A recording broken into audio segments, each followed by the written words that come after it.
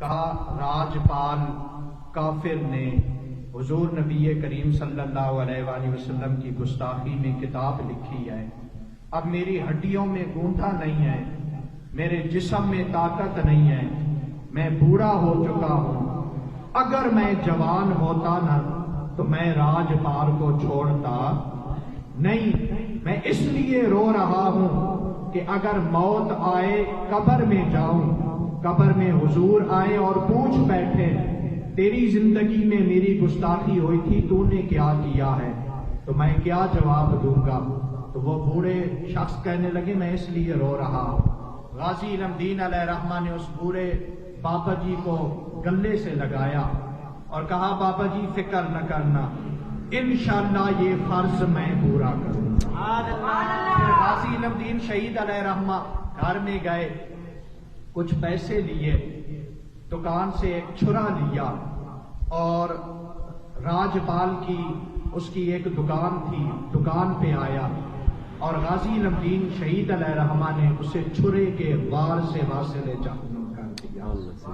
تو کافروں کی حکومت تھی، کافروں نے غازی علم دین شہید علیہ رحمہ کو گرفتار کر لیا، پہلے لاہور جیل میں رکھا، پھر لاہور جیل سے میاں والی منتقل کر دیا کہ لاہور مسلمانوں کا گڑھ ہے، اگر وہاں ہم انہیں پھانسی دیں گے تو واویلا مچ جائے گا، وہاں سے میاں والی منتقل کر دیا گیا۔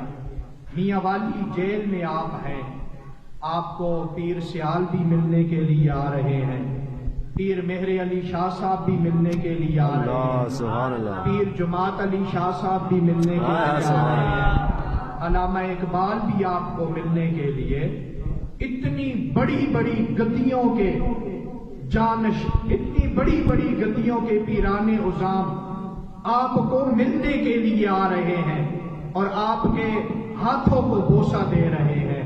بات وہی آ جاتی ہے جب تک بکے نہ تھے کوئی سبحان اللہ، آقا تو نے خرید کر انمول کر کیا بات ہے۔ غازی علم دین شہید علیہ رحمہ کو جس دن پھانسی دینی تھی نا تو گھر والوں کو بلایا کہ آخری ملاقات کر لو۔ غازی علم دین شہید علیہ رحمہ نے اپنے گھر والوں کو بتایا میرے گھر والوں جب مجھے ملنے کے لیے آنا ہے نا تو رو کر نہیں آنا، چہرے پہ مسکراہٹ کر کے آنا ہے۔ بھائی آتے ہیں مسکراتے ہوئے آ کر ملتے ہیں، بہنیں آتی ہیں مسکراتے ہوئے ملتی ہیں، بھابیاں باقی لوگ سارے آتے ہیں تو مسکراتے ہوئے ملتے ہیں، لیکن جب ماں آتی ہے نا تو اس کی آنکھوں میں آنسو آ جاتے ہیں۔ ماں کے ایک پیار کا انداز ہی علیحدہ ہوتا ہے، ماں کی آنکھوں میں آنسو آ جاتے ہیں۔ غازی علم دین شہید علیہ رحمہ کہتے ہیں امی جان رو کیوں رہی ہو؟ ماں آگے سے کہتی ہے علم دین تو میرا جوان بیٹا ہے، 21 سال عمر ہے، جوان بیٹا ہے، جس کے بیٹے کو پھانسی پہ لٹکایا جا رہا ہو وہ ماں روئے نہیں تو اور کیا کرے؟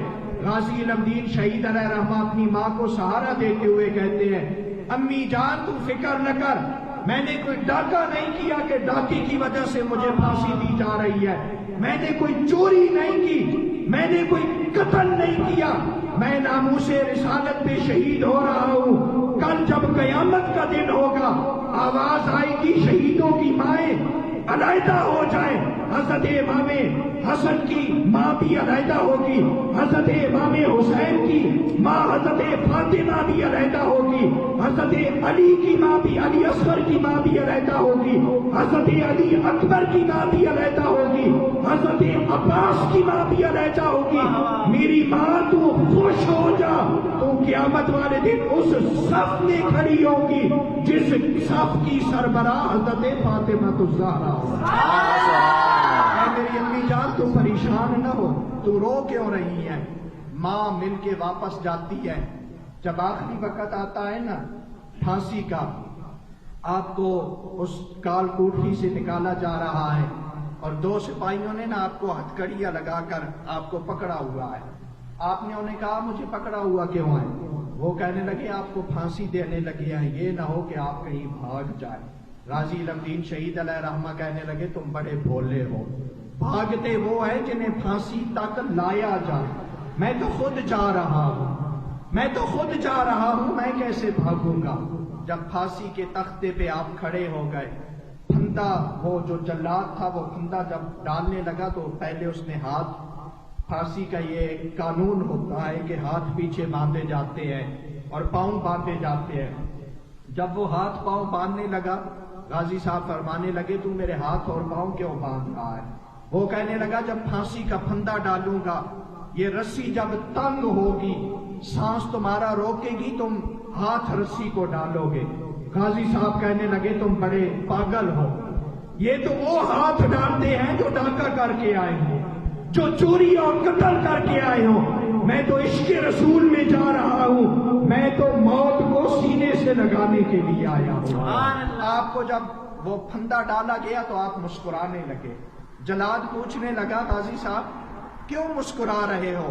میں نے بڑے بڑے پہلوانوں کو پھانسی دی ہے، میں نے بڑے بڑے بہادروں کو پھانسی دی ہے، لیکن وہ بڑے پہلوان اور بڑے بہادر ہوتے ہیں، لیکن جب پھانسی کے تختے پہ آتے ہیں تو ان کی ساری بہادری، ساری پہلوانی چلی جاتی ہے۔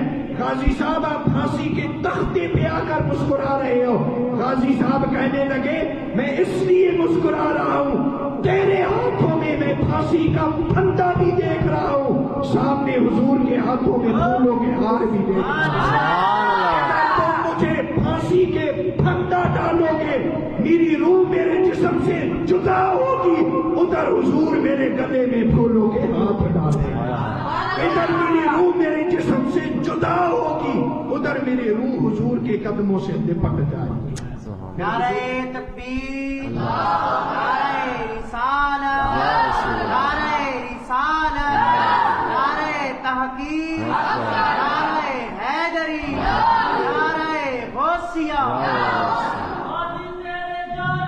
بے شمار، بے شمار، بے شمار، بے شمار۔ پھر غازی علم الدین شہید علیہ رحمہ کو پھانسی دی گئی تھی اور وہاں میاں والی میں ہی ایک قبرستان میں آپ کو امانتاً دفن کیا گیا تھا۔ اور یہ جو 15 تاریخ گزری ہے، 15 نومبر، اس 15 نومبر کو نکال کر کے آپ کو پھر میاں والی لاہور میں میانی صاحب قبرستان میں آپ کو منتقل کیا گیا تھا۔